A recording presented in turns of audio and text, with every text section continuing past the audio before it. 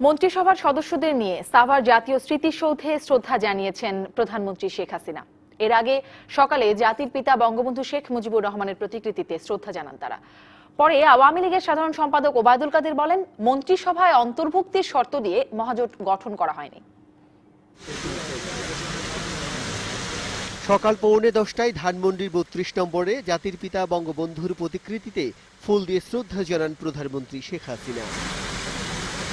এরপর মন্ত্রিসভার সদস্যদের নিয়ে আবারও ফুল দেন তিনি।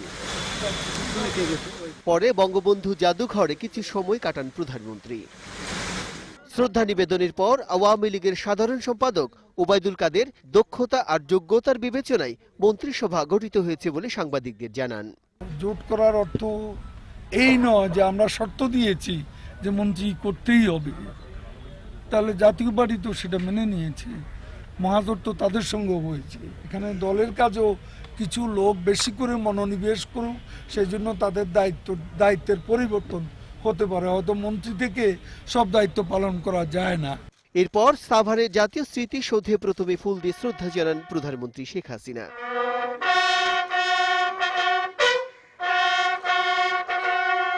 পরে মন্ত্রিসভার সদস্যদের নিয়ে শ্রদ্ধা জানানো হয়। এরপর পরিদর্শন বই স্বাক্ষর করেন প্রধানমন্ত্রী।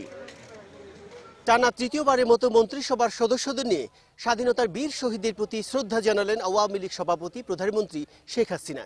একটি শক্ত অর্থনৈতিক ভিত্তির উপর দাঁড়িয়ে থাকা বাংলাদেশকে সুখী সমৃদ্ধশালী দেশ হিসেবে গড়ে তোলাই মুক্তিযুদ্ধের চেতনা লালনকারী সরকারের চ্যালেঞ্জ বলে মনে করছেন মন্ত্রিসভার নতুন সদস্যরা। সাভার জাতীয় স্মৃতিসৌধ থেকে বিজন কুমার দাস, ডিভিসি নিউজ। নতুন মন্ত্রিসভার সদস্যরা সাভারে জাতীয় স্মৃতিসৌধে শ্রদ্ধা জানিয়ে এলেন বাসে চড়ে। মঙ্গলবার সকালে শেখ হাসিনার নেতৃত্বে ধানমন্ডিতে জাতির জনক বঙ্গবন্ধু শেখ মুজিবুর রহমানের প্রতিকৃতিতে শ্রদ্ধা নিবেদনের পর জাতীয় স্মৃতিসৌধে মুক্তিযুদ্ধের শহীদদের প্রতি শ্রদ্ধা জানাতে যান মন্ত্রিসভার সদস্যরা। মন্ত্রিসভার সদস্যদের জন্য বরাদ্দ পতাকাওয়ালা গাড়ি সোমবার শপথের আগেই তাদের ঠিকানায় পৌঁছে গিয়েছিল। তবে সাভারে যাওয়ার সময় সেই গাড়ির সঙ্গে নেননি তারা। প্রধানমন্ত্রী শেখ হাসিনা ছাড়া মন্ত্রিসভার বাকি 46 সদস্যকে ধানমন্ডির 32 নম্বর থেকে সাভারে নিয়ে যাওয়া হয় শীতাতপ নিয়ন্ত্রিত 4টি মিনি বাসে করে। স্মৃতিসৌধ থেকে বাসে করেই তারা ঢাকায় ফিরে সংসদ ভবনে নামেন। এদেশের মন্ত্রীরা প্রোটোকলের সুবিধা নিয়ে নানা সময়ে উল্টো পথে গাড়ি নিয়ে গিয়ে সংবাদের শিরোনাম হয়েছেন। সেখানে এমন ঘটনা দৃষ্টান্ত সৃষ্টি করল। শপথ নেবার পর প্রথমবারের মতো নিজ নিজ মন্ত্রণালয়ের দায়িত্ব বুঝে নিলেন নবগঠিত মন্ত্রিসভার সদস্যরা। তাদের ফুল দিয়ে বরণ করে নেন সংশ্লিষ্ট দপ্তরের কর্মকর্তা কর্মচারীরা। দায়িত্ব বুঝিয়ে নেবার পর সাংবাদিকদের কাছে কর্মপরিকল্পনা, প্রত্যাশা আর চ্যালেঞ্জের কথা জানান মন্ত্রী, প্রতিমন্ত্রী, উপমন্ত্রীরা। মঙ্গলবার সকালে প্রধানমন্ত্রীর নেতৃত্বে বঙ্গবন্ধুর প্রতিকৃতি এবং সাভার স্মৃতিসৌধে শ্রদ্ধা নিবেদনের পর প্রথম কর্মদিবসের জন্য নিজ নিজ দপ্তরে আসেন নতুন মন্ত্রিসভার সদস্যরা, বুঝে নেন দায়িত্ব। দ্বিতীয়বারের মতো স্বরাষ্ট্র মন্ত্রণালয়ের দায়িত্ব পাওয়া আসাদুজ্জামান খান কামাল জনগণের নিরাপত্তা দেয়াই সরকারের জন্য বড় চ্যালেঞ্জ উল্লেখ করে সাংবাদিকদের জানান, সন্ত্রাস, জঙ্গিবাদ ও মাদকের বিরুদ্ধে জিরো টলারেন্স অব্যাহত থাকবে। জনগণের নিরাপত্তার সাথে সাথে ব্যবসা বাণিজ্য সবকিছুর, এদেশের নিরাপত্তা, এদেশের শান্তি শৃঙ্খলা সবই রক্ষা করার না পারলে আমরা সেই জায়গা থেকে হারিয়ে যাব। অসমাপ্ত কাজগুলো শেষ করার পাশাপাশি সংবিধান অনুযায়ী বিচার ব্যবস্থা পরিচালনা করার কথা জানান আইনমন্ত্রী আনিসুল হক। আর গণমাধ্যমের সঙ্গে সরকারের সমঝোতার মাধ্যমে রাষ্ট্রকে এগিয়ে নেওয়ার প্রত্যয় ব্যক্ত করেন নতুন তথ্যমন্ত্রী। গণমাধ্যমের সাথে রাষ্ট্রের যে এক্সিকিউটিভ অঙ্গ, এই দুই অঙ্গের মধ্যে যদি সমঝোতা, সহমর্মিতার ভিত্তিতে কাজ হয় তাহলে রাষ্ট্র উপকৃত হয়। সংবিধান এর যে অনুচ্ছেদগুলি যেখানে সুষ্ঠু ন্যায় বিচার পাওয়ার কথা লেখা আছে, সেইগুলি আমি চেষ্টা করব এইবার জননেত্রী শেখ হাসিনার সরকারের মাধ্যমে জনগণের দ্বারপ্রান্তে পৌঁছে দিতে। খাদ্য মন্ত্রণালয়ের অতীতের দুর্নাম ঘোচাতে কাজ করা হবে নতুন খাদ্যমন্ত্রী সাধনচন্দ্র মজুমদার এমনটাই বলেন। আর কৃষিকে লাভজনক খাতে পরিণত করার প্রত্যাশার কথা জানান নতুন কৃষিমন্ত্রী ডক্টর আব্দুর রাজ্জাক। ইনশাল্লাহ আমরা খাদ্য নিরাপত্তা আইন যেটা, এটা অক্ষরে অক্ষরে ইনশাল্লাহ আমরা এই আগামী 5 বছরে আমরা বাংলাদেশে বাস্তবায়ন করব। খাদ্য মন্ত্রণালয় যতই আমরা ভালো কাজ করি না কেন, একটু হলেই মানুষের দুর্নাম শুরু করে। আমরা এই দুর্নামটা বুঝাতে চাই। অটোমেটিক কোনো কর্নার থেকে কিছু হয়ে গেল, অটোমেটিক কিন্তু সবার উপরে এই দোষটা চলে আসে। দায়িত্বশীল আচরণের মাধ্যমে শিক্ষা খাতে ইশতেহার বাস্তবায়নের প্রতিশ্রুতি দেন শিক্ষার নতুন পূর্ণ ও উপমন্ত্রী দ্বয়। ইশতেহারকে পরিপূর্ণভাবে বাস্তবায়ন করবার জন্য শিক্ষা খাতে আমরা যে প্রতিশ্রুতিগুলো দিয়েছি, অঙ্গীকারগুলো করেছি, সেই কাজটিকে আরো এগিয়ে নিয়ে যাবার জন্য আমরা কাজ করব। দায়িত্বশীল আচরণ আমরা সকলেই করব। অন্ততপক্ষে আপাতত আমরা এই মন্ত্রণালয়ে এসে প্রথমেই সে অঙ্গীকারটি করতে চাই। দ্বিতীয় মেয়াদে দায়িত্ব পাওয়া বিদ্যুৎ প্রতিমন্ত্রী নসরুল হামিদ আগামীতে নিরবচ্ছিন্ন ও সাশ্রয়ী বিদ্যুৎ দেয়াই হবে বিদ্যুৎ বিভাগের প্রধান লক্ষ্য বলে মন্তব্য করেন। আর গ্রামের মানুষকে নগরের সুবিধা দিয়ে নগরকে স্বস্তিতে রাখার কথা জানান নতুন গণপূর্ত মন্ত্রী। গ্রামের মানুষকে নগরের সুযোগ সুবিধা দেওয়া হবে।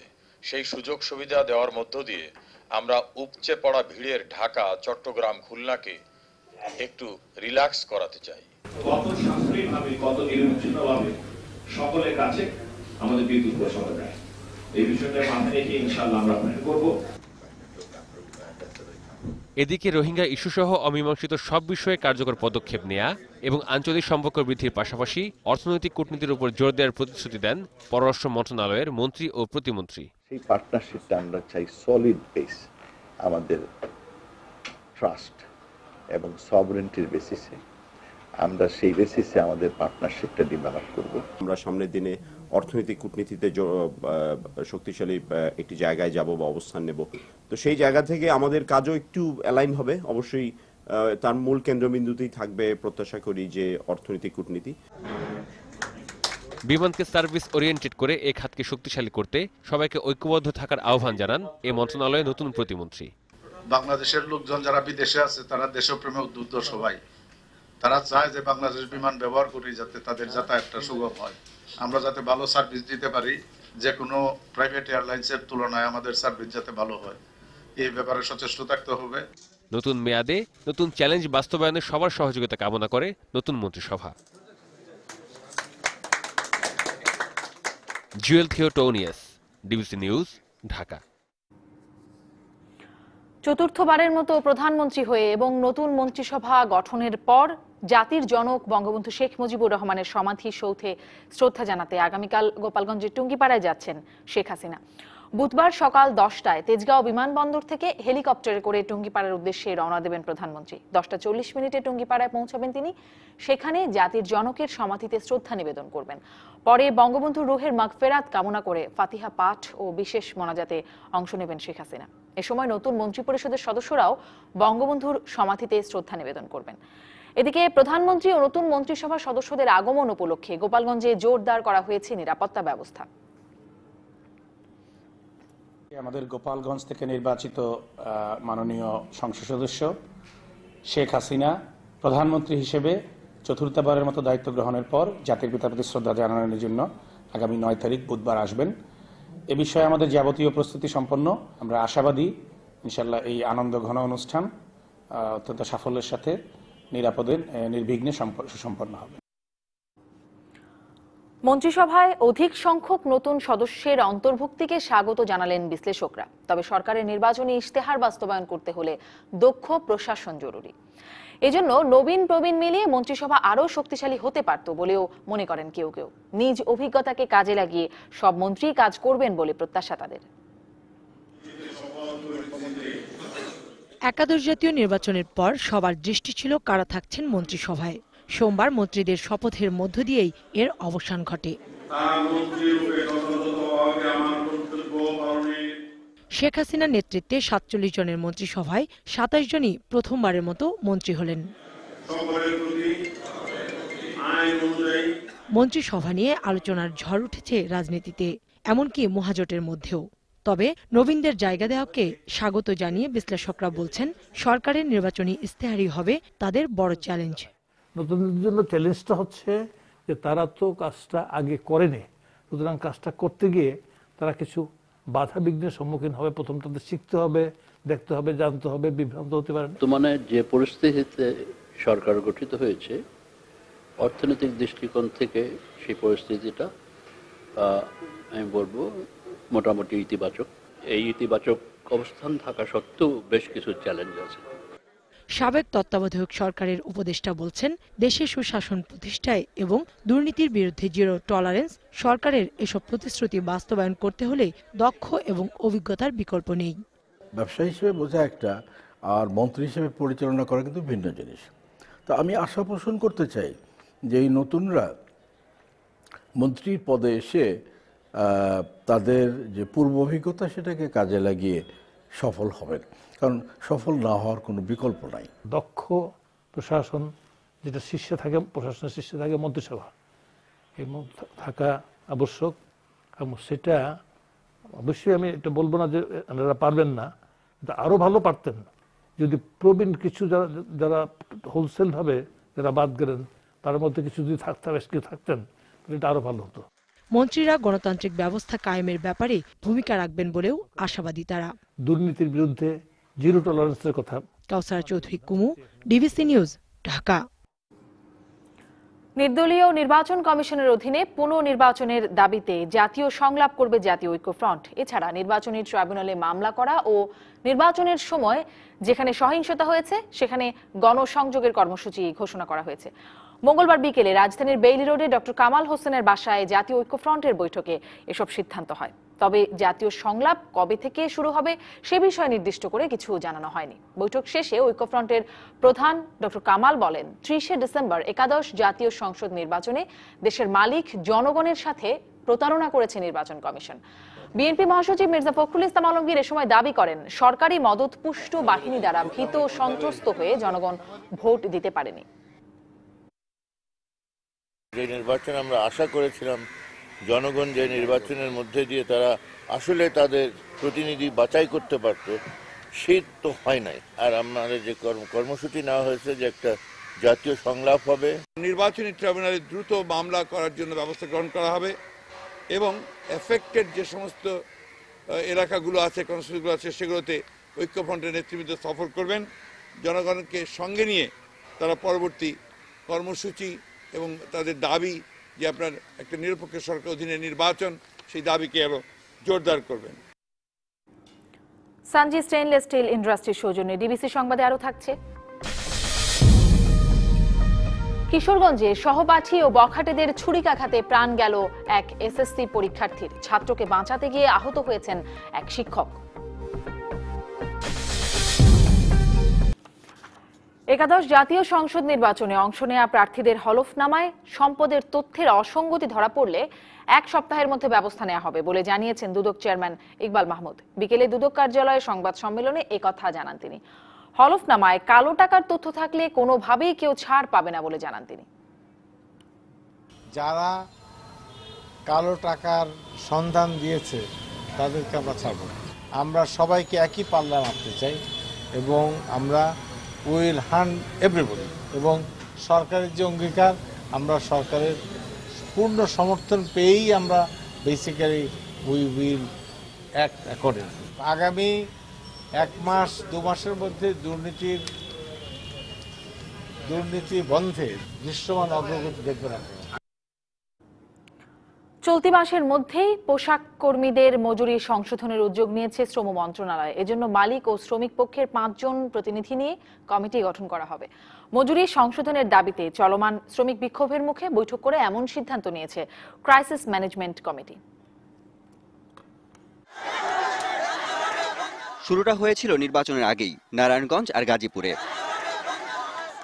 তবে নির্বাচনের পর আন্দোলনে গতি আনে পোশাক শ্রমিকরা। তাদের দাবি, মজুরি কাঠামোর 3, 4 এবং 5 নম্বর গ্রেডে সংশোধন আনতে হবে। আমাদের বেসিক বেতন বাড়াইতে হবে, আমাদের ওটি বেতন বাড়াইতে হবে, সবকিছু বাড়াইতে হবে। হেল্পারের 8000, অপারেটরের 8000 টাকা, তাহলে আমরা কিভাবে চলবো? গত নভেম্বরে প্রকাশিত গেজেট এবং 2013-র ন্যূনতম মজুরি কাঠামো বিশ্লেষণ করে দেখা যায় 5 বছরে 5% ইনক্রিমেন্ট হিসেব করলে 5ম গ্রেডে মূল মজুরি বেড়েছে 164 টাকা, 4র্থ গ্রেডে এ পরিমাণ মাত্র 79 টাকা, আর 3 নম্বর গ্রেডে কাজ করা শ্রমিকদের বেতন উল্টো কমেছে 42 টাকা। এমন অসঙ্গতি দূর করতে চান মালিক পক্ষ। তাদের সম্মতিতেই ক্রাইসিস ম্যানেজমেন্ট কমিটির 40তম সভায় সিদ্ধান্ত হয় মজুরি সংশোধনের। যদি কোনো ত্রুটি বিচ্যুতি গেজেটে থেকে থাকে তাহলে এটা মালিক পক্ষের 5 জন, শ্রমিক পক্ষের 5 জন বাণিজ্য মন্ত্রণালয়ের সচিব, শ্রম মন্ত্রণালয়ের সচিব বসে বিশ্লেষণ করে দেখবেন যে আসলে কোনো ত্রুটি হয়েছে কিনা। ত্রুটি হয়ে থাকলে এটা সংশোধন করে দেওয়া হবে এবং এটা 1 জানুয়ারি থেকে এর কার্যকারিতা হবে, এটাও আপনারা জেনে নেন।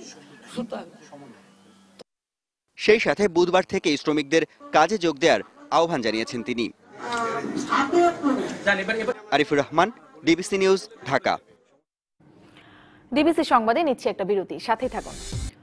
সংযুক্ত আরব আমিরাত এবং মালয়েশিয়ার শ্রমবাজার সহসাই বাংলাদেশিদের জন্য উন্মুক্ত হচ্ছে না।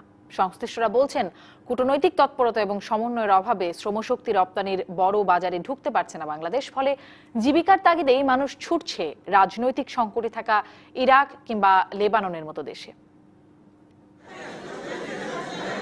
দেশে কাজের অভাব, তাই আপনজনদের মায়া ছেড়ে তাদের মুখে হাসি ফোটাতেই প্রবাসে যাওয়ার লম্বা লাইন।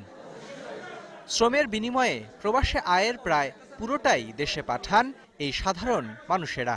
যাব সৌদি আরবে, মামা ভিসা দিছে কেএফসি হোটেলের ভিসা। মরণ শেয়ার করে যেতেছি, দেশে কাজ করে এতে কি আর পুষে? ঢাকার ভাই বাসা ভাড়া দিয়ে 1000-2000 গরিবের সংসার বুঝে নিয়ে এতে পুষে না। কিন্তু সেই প্রবাসে কাজের ক্ষেত্রেও দীর্ঘদিন থেকে চলছে সংকট। পরিসংখ্যান বলছে গেল বছর প্রবাসে গেছেন 7,34,000 মানুষ, যার মধ্যে সংযুক্ত আরব আমিরাতে গেছেন মাত্র 3,235 জন, যেখানে গত 10 বছর আগেও কর্মসংস্থান হয়েছিল 4,19,000-এরও বেশি মানুষের। দুবাই আজকে 7-8 বছর হয়ে গেছে বন্ধ, খুলতেছে না। এর জন্য কম টাকার মধ্যে ইরাকে যাওয়ার জন্য চেষ্টা করতেছে আর কি। দালাল দিয়ে সব বইরা গেছে, মনে করেন 1,50,000 টাকা যাইতে পারতো, এখন যা গেল 3 লাখ 3.5 লাখ টাকা লাগে। আর এ বিষয়ে কোনো সুখবরও দিতে পারছে না শ্রমশক্তি রপ্তানিকারকদের সংগঠন বায়রা। আমিরাতটা এখনো পুরোপুরি আপনার ইয়েতে আসে নাই, যেন তাড়াতাড়ি খুলে সেদিকে আমরা চেষ্টা করব। মালয়েশিয়া বাজার তো চালুই আছে, এখন সাময়িকভাবে তাদের কিছু পলিসি ঠিক করার জন্য তারা সময় নিচ্ছে। আমিরাতে শ্রমবাজারে ঢুকতে হলে কূটনৈতিক তৎপরতা বাড়ানোর পাশাপাশি শ্রমিক রপ্তানির সঙ্গে সংশ্লিষ্ট সব পক্ষের সমন্বয় জরুরি বলে মনে করেন বিশ্লেষকরা। রিসিভিং কান্ট্রিতে যদি নেপাল লোক পাঠাতে পারে, কেন বাংলাদেশ থেকে শ্রমিক নিচ্ছে না? একসঙ্গে তার অধিকার রক্ষার জন্য বা তার স্কিল করার জন্য যে চেষ্টা করা দরকার সেভাবে করে কাজ হয় না। আমাদের দূতাবাসগুলো থেকে মাইগ্রেশন মার্কেটটাকে বাড়ানোর জন্য কোনো উদ্যোগ গ্রহণ করে না। গেল বছর প্রবাসী শ্রমিকদের পাঠানো রেমিটেন্সের পরিমাণ ছিল প্রায় 1,30,000 কোটি টাকা। শ্রমিক রপ্তানি বাড়ানো গেলে এ আয় আরও বাড়বে বলে মনে করেন বিশ্লেষকরা। মুস্তফা মাহবুব, ডিবিসি নিউজ, ঢাকা। কিশোরগঞ্জে সহপাঠী ও বখাটেদের ছুরিকাঘাতে মেহেদী হাসান জয় নামে এক এসএসসি পরীক্ষার্থী নিহত হয়েছে। জয়কে বাঁচাতে গিয়ে তার শিক্ষক এখলাস উদ্দিনও আহত হয়েছেন। পুলিশ জানায়, সকালে বিন্নাটি ইউনিয়নে পূর্ববিরোধের জের ধরে তাকে হত্যা করা হয়। নিহত জয় আউলিয়াপাড়া আব্দুল গনি কারিগরি স্কুল অ্যান্ড কলেজের এসএসসির পরীক্ষার্থী ছিল। এলাকাবাসী জানায়, স্কুলে প্রাইভেট পড়তে যাওয়ার সময় একই শিক্ষা প্রতিষ্ঠানের 9ম শ্রেণীর ছাত্র সাব্বিরের নেতৃত্বে 3-4 জন বখাটের সাথে মেহেদীর তর্ক বিতর্ক হয়। এক পর্যায়ে তাকে ছুরিকাঘাত করে পালিয়ে যায় বখাটেরা। গুরুতর আহত মেহেদীকে জেলা হাসপাতালে নেওয়া হলে চিকিৎসক তাকে মৃত ঘোষণা করেন। হত্যাকাণ্ডে জড়িত সন্দেহে একজনকে আটক করা হয়েছে। কক্সবাজারের টেকনাফে র্যাবের সাথে কথিত বন্দুক যুদ্ধে 2 মাদক ব্যবসায়ী সাব্বির হোসেন ও হাফিজুর রহমান নিহত হয়েছে। র্যাব জানায়, দমদমিয়া চেকপোস্টে কক্সবাজারমুখী একটি কাভার্ড ভ্যানকে থামানোর সংকেত দেওয়া হয়, কিন্তু না থামিয়ে গাড়ি থেকে গুলি ছুঁড়তে থাকে মাদক ব্যবসায়ীরা। আত্মরক্ষায় র্যাবও পাল্টা গুলি চালায়। পরে ঘটনাস্থল থেকে গুলিবিদ্ধ অবস্থায় 2 জনকে উদ্ধার করা হয়। তাদের টেকনাফ উপজেলা স্বাস্থ্য কমপ্লেক্সে নিয়ে গেলে কর্তব্যরত চিকিৎসক তাদের মৃত ঘোষণা করেন। গাড়ি তল্লাশি করে 40,000 ইয়াবা, একটি বিদেশি পিস্তল, একটি দেশি বন্দুক ও গুলি উদ্ধার করা হয়।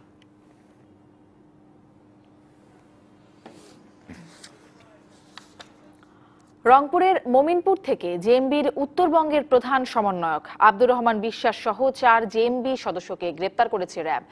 র্যাব জানায়, রাতে গোপন সংবাদের ভিত্তিতে মোমিনপুর থেকে তাদের গ্রেপ্তার করা হয়। এ সময় তাদের কাছ থেকে 2টি বিদেশি রিভলভার ও গুলি সহ বিপুল সংখ্যক জিহাদি বই ও লিফলেট উদ্ধার করা হয়। গ্রেপ্তার অন্যান্যরা হলেন আখিনুর ইসলাম, লোকমান আলী ও মিজানুর রহমান। র্যাব জানিয়েছে, নতুন সদস্য সংগ্রহ সহ অস্ত্র কিনে প্রগতিশীল ব্যক্তিদের হত্যার পরিকল্পনা করছিল গ্রেপ্তার জেএমবি সদস্যরা। আজকে আরো 4 জন, আজকের প্রসঙ্গে আসি। সানজি স্টেইনলেস স্টিল ইন্ডাস্ট্রির সৌজন্যে ডিবিসি সংবাদে আরো থাকছে। জাতিগত বিদ্রোহ দমনে পশ্চিম রাখাইনে সেনা অভিযান চালানোর নির্দেশ দিয়েছে মিয়ানমার সরকার। গণতন্ত্রের ধারাবাহিকতা রক্ষায় মুক্তিযুদ্ধের চেতনার পক্ষের সাংবাদিকদের ঐক্যবদ্ধ থাকার কোনো বিকল্প নেই বলে মন্তব্য করেছেন প্রধানমন্ত্রীর তথ্য উপদেষ্টা ইকবাল সুবহান চৌধুরী। মঙ্গলবার জাতীয় প্রেস ক্লাব মিলনায়তনে নবনির্বাচিত সংসদ সদস্য ও জাতীয় প্রেস ক্লাবের সাবেক সভাপতি শফিকুর রহমানের সংবর্ধনা অনুষ্ঠানে তিনি আরো বলেন, ৭১-এর পরাজিত শক্তি ষড়যন্ত্র বন্ধ করেনি, তাই সবাইকে সতর্ক হয়ে কাজ করতে হবে। অনুষ্ঠানে জাতীয় প্রেস ক্লাবের নবনির্বাচিত কমিটির সদস্যদেরও পরিচয় করিয়ে দেওয়া হয়। এ সময় সাংবাদিক নেতৃবৃন্দ ও সিনিয়র সাংবাদিকরা উপস্থিত ছিলেন।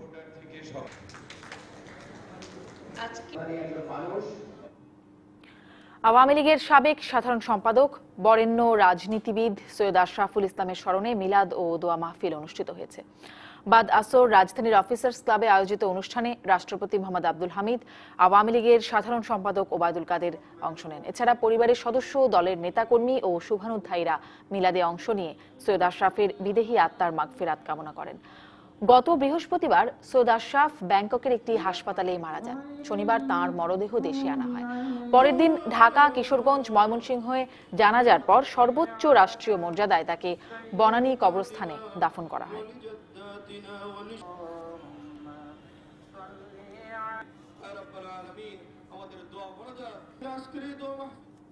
ডিবিসি সংবাদে নিচ্ছে আরো একটা বিরতি, সাথেই থাকুন। স্বাগত আরো একবার ডিবিসি সংবাদে। এ পর্যায়ে মার্কেন্টাইল ব্যাংক সংবাদ শিরোনামগুলো জানাবো আবারও। প্রধানমন্ত্রীর নেতৃত্বে জাতির জনক ও বীর শহীদদের প্রতি মন্ত্রিসভার সদস্যদের শ্রদ্ধা। মন্ত্রিসভায় অন্তর্ভুক্তির শর্ত দিয়ে মহাজোট গঠিত হয়নি বললেন ওবায়দুল কাদের। মন্ত্রণালয়ের দায়িত্ব নিলেন নতুন মন্ত্রিসভার সদস্যরা। বিএনপি সন্ত্রাসী কার্যক্রম চালালে জনগণ তার জবাব দেবে বললেন স্বরাষ্ট্রমন্ত্রী।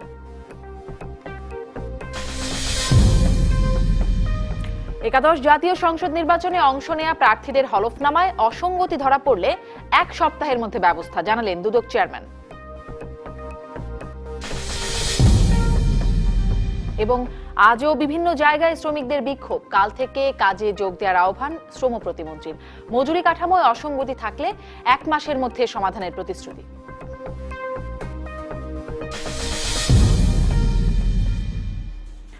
বরিশালে এক শিশু কন্যা অপহরণের 3 দিন পার হতে চললেও শিশুটিকে উদ্ধার করতে পারেনি পুলিশ।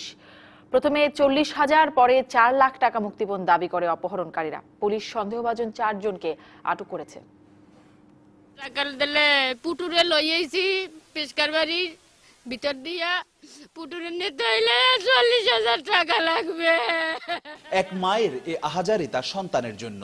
3 দিন হয়ে গেল 3 বছরের মেয়ে পুটুকে কাছে না পেয়ে থামছি না আর্তনাদ।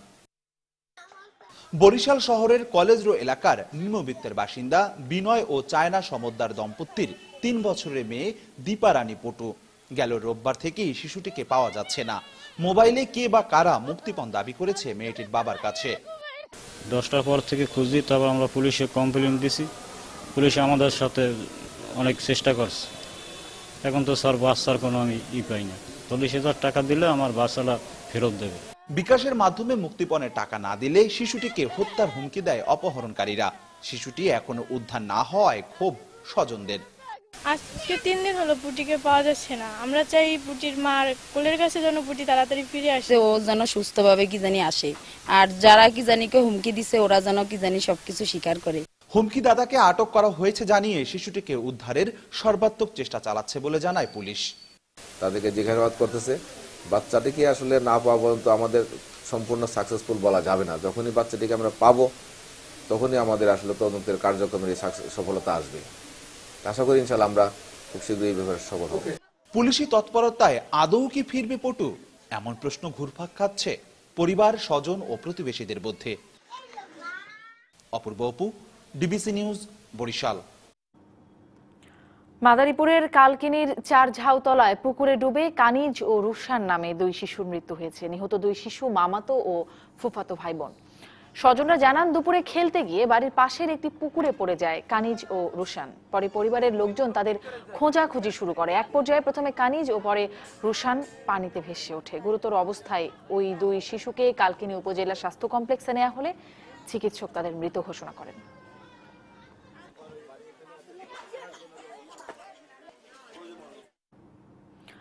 সুষম উন্নয়ন নিশ্চিত করতে আগামী 5 বছরে অঞ্চলভিত্তিক শিল্পায়ন নিশ্চিত করতে কাজ করবে বাণিজ্য মন্ত্রণালয়। দায়িত্ব নেয়ার পর প্রথম সংবাদ সম্মেলনে এই তথ্য জানিয়েছেন নতুন বাণিজ্যমন্ত্রী টিপু মুন্সি। এবছরের বাণিজ্য মেলার বিভিন্ন বিষয় নিয়ে আয়োজিত সংবাদ সম্মেলনে মন্ত্রী জানান, আগামীকাল বিকেল 3টায় রাষ্ট্রপতি বাণিজ্য মেলার উদ্বোধন করবেন। এবারই প্রথম অনলাইনে মেলার টিকিট কেনা যাবে। এবছর টিকিটের দাম ধরা হয়েছে 30 টাকায়, তবে অপ্রাপ্ত বয়স্করা 20 টাকায় টিকিট কিনতে পারবেন। এবার 22 দেশের 52টি প্রতিষ্ঠান মেলায় অংশ নিচ্ছে। এ সময় বাণিজ্য সচিব মফিজুল ইসলাম জানান, পূর্বাচলের প্রকল্পের কাজ দ্রুত এগিয়ে চললেও 2021 সালের আগে সেখানে বাণিজ্য মেলা আয়োজন করা সম্ভব হবে না। আমাদের যে টার্গেট আছে সে এক্সপোর্ট বাড়ানো, জব ক্রিয়েশন, অনেকগুলো ইকোনমিক জোন তৈরি করা হচ্ছে, সেটা যত তাড়াতাড়ি সম্ভব তা করা, সেসব জায়গায় ইনভেস্টমেন্ট আসা, বিদেশি ইনভেস্টমেন্টটাকে ইজি করে দেওয়া যাতে তারা আকৃষ্ট হয় আসে, এই সব ব্যাপার নিয়ে কাজ করতে চাই। ঢাকা আন্তর্জাতিক বাণিজ্য মেলা উপলক্ষে ডিজিটাল ক্যাম্পেইন সিজন 4 চালু করেছে ওয়ালটন। এর আওতায় ওয়ালটন পণ্য কিনে গ্রাহক সর্বোচ্চ 1 লাখ টাকা ক্যাশ ভাউচার জেতার সুযোগ পাবেন। এছাড়া নিশ্চিত ক্যাশব্যাকের পাশাপাশি অসংখ্য পণ্য বিনামূল্যে জেতার সুযোগ থাকছে এই ক্যাম্পেইনে। বাণিজ্য মেলার পুরো সময় জুড়ে সারা দেশের গ্রাহকরা এই সুবিধা পাবেন। মঙ্গলবার রাজধানীর ওয়ালটন কর্পোরেট অফিসের সম্মেলন কক্ষে এক অনুষ্ঠানে এসব তথ্য জানানো হয়। এক্সিকিউটিভ ডিরেক্টর ইভা রিজওয়ানা, ইমদাদুল হক সরকার, নজরুল ইসলাম সরকার সহ প্রতিষ্ঠানটির ঊর্ধ্বতন কর্মকর্তারা এ সময় উপস্থিত ছিলেন। এবার সংস্কৃতির খবর।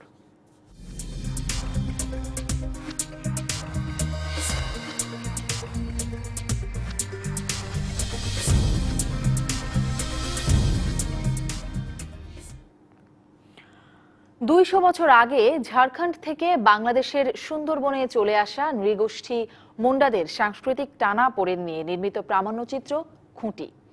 সম্প্রতি ভারতের দাদাসাহেব ফালকে পুরস্কারের প্রতিযোগিতায় প্রাথমিক মনোনয়ন পেয়েছে এই শেকড় সন্ধানী প্রামাণ্যচিত্রটি। ইংরেজদের ভূমি অধিকার বিষয়ক আইনের বিরুদ্ধে নিজেদের বাসভূমিকে রক্ষার জন্য তীরধনুক নিয়ে ঝাঁপিয়ে পড়া মুন্ডাদের রক্তে প্লাবিত প্রিয় বনভূমি ঝাড়খণ্ড ছেড়ে 200 বছর আগে বাংলাদেশের সুন্দরবনে আশ্রয় নেয় এই নৃগোষ্ঠীর মানুষ। একটু একটু করে তারা হারিয়ে ফেলে ভাষা, সংস্কৃতি, এমনকি ঈশ্বরকেও। হারিয়ে ফেলেছে তাদের আদি ধর্ম আর ভগবান সিংবুঙ্গাকে উপাসনার পদ্ধতি। তাই স্কুলের পাঠ্যক্রমে মুন্ডাদের পড়তে হয় হিন্দু ধর্ম শিক্ষা। তারা আস্তে আস্তে নির্বংশ হয়ে যাচ্ছেন। এখানে আমাদের একটা দায়বদ্ধতা আছে, তারই একটি ফসল হচ্ছে খুঁটি। আমরা আসলে ফিরে যেতে চেয়েছি মুন্ডাদের সত্যিকারের নিজেদের যে সংস্কৃতি এবং ধর্মীয় শেকড়ের কাছে। সাংস্কৃতিক অস্তিত্ব সংকটে পড়া মুন্ডা জাতির একদল মানুষ শেকড়ের সন্ধানে রওনা হয় ঝাড়খণ্ডের দিকে। সেখানে গিয়ে তারা খুঁজে ফেরে তাদের হারানো পরম্পরার ইতিহাস। হিন্দু প্রতিবেশীরা তাদের নমশূদ্র হিসেবে জানে, আর মুসলিম প্রতিবেশীরা মনে করেছে তারা হিন্দু। তারা খোঁজার চেষ্টা করেছে তাদের শেকড়টা, এবং আমার ক্যামেরা শুধু তাদের অনুসরণ করে গিয়েছে।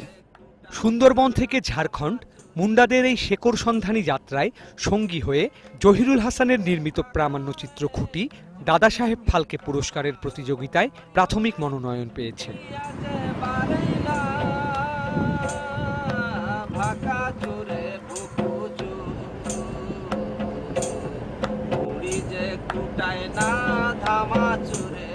Sourav Bappa, DBC news, Dhaka.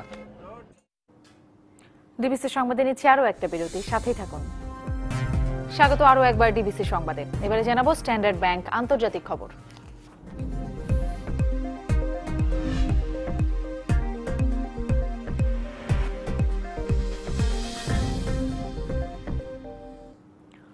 জাতিগত বিদ্রোহ দমনে পশ্চিম রাখাইনে সেনা অভিযান চালানোর নির্দেশ দিয়েছে মিয়ানমার সরকার। সোমবার দেশটির সামরিক নেতাদের সঙ্গে স্টেট কাউন্সিলর অং সান সুচির বৈঠকের পর এই সিদ্ধান্ত নেওয়া হয়। নেইপিদোতে সংবাদ সম্মেলনে সরকারের এই নির্দেশের কথা জানান মিয়ানমার সরকারের মুখপাত্র জ তে। গত কিছুদিনে রাখাইন রাজ্যে বৌদ্ধ সশস্ত্র গোষ্ঠী আরাকান আর্মির সাথে নিরাপত্তা বাহিনীর কয়েক দফা সংঘর্ষ হয়। সবশেষ শুক্রবার দেশটির স্বাধীনতা দিবসে 4টি পুলিশ চৌকিতে আরাকান বিদ্রোহীদের হামলায় নিহত হয় 13 পুলিশ। এরপরই সেনা অভিযানের এই সিদ্ধান্তের কথা জানায় মিয়ানমার সরকার। জাতিসংঘ বলছে সংঘাতের কারণে এরই মধ্যে রাখাইন ছেড়ে পালিয়েছে প্রায় 5000 বেসামরিক নাগরিক। সংবাদে এই ছিল এখনকার মতো। এরপর রাজকাহুর নবনীতা চৌধুরীর সাথে দেখার আমন্ত্রণ রইল। ডিবিসির সঙ্গেই থাকুন 24 ঘন্টা।